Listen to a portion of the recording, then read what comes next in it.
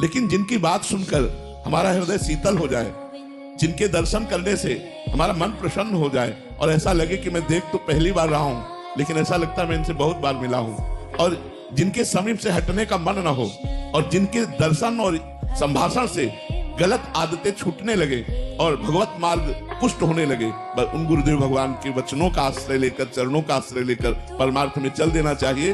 क्योंकि प्राकृतिक बुद्धि के द्वारा सत्य सच्चिदानंद भगवान में स्थित महापुरुष की आप किसी भी बाह्य लक्षणों से नहीं जान सकते, बिल्कुल नहीं जान सकते, बिल्कुल नहीं जान सकते कि ये ब्रह्म बोध संपन्न है या आत्म स्वरूप में स्थित है। बाह्य चेष्टाएं ऐसी होंगी आप जान ही नहीं पाओगे। जैसे माँ अपने बालक का सुंदर श्रृंगार करके काजल का टीका लगा देती है, ऐसे भगवान अपने जनों को सिद्ध करके कोई न कोई एक दो बिंदु ऐसे छोड़ देते हैं जिससे संसारी आदमी उसी में उलझा रहता है कि अगर ऐसा तो फिर ऐसा क्यों, अगर ऐसा तो ऐसा, वो क्यों में उलझा रहता है। और जो श्रद्धावान होते वो लाभ लेकर निकल जाते, इसके बाद शरीर पूरा हुआ तब जीवनी पढ़ के कहते वो तो महापुरुष थे।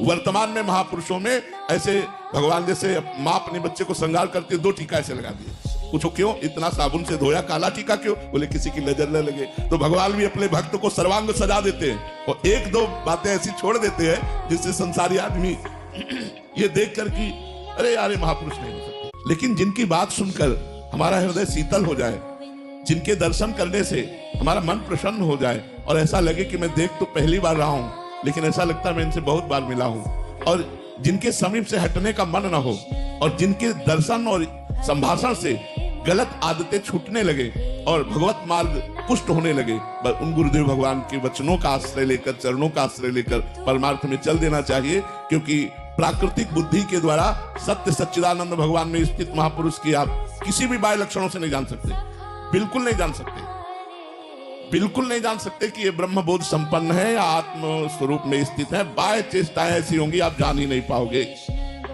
जैसे माँ अपने बालक का सुंदर श्रृंगार करके काजल का टीका लगा देती है, ऐसे भगवान अपने जनों को सिद्ध करके कोई न कोई 1-2 बिंदु ऐसे छोड़ देते हैं जिससे संसारी आदमी उसी में उलझा रहता है कि अगर ऐसा तो फिर ऐसा क्यों, अगर ऐसा तो ऐसा, वो क्यों में उलझा रहता है। और जो श्रद्धावान होते वो लाभ लेकर निकल जाते, इसके बाद शरीर पूरा हुआ तब जीवनी पढ़ के कहते वो तो महापुरुष थे।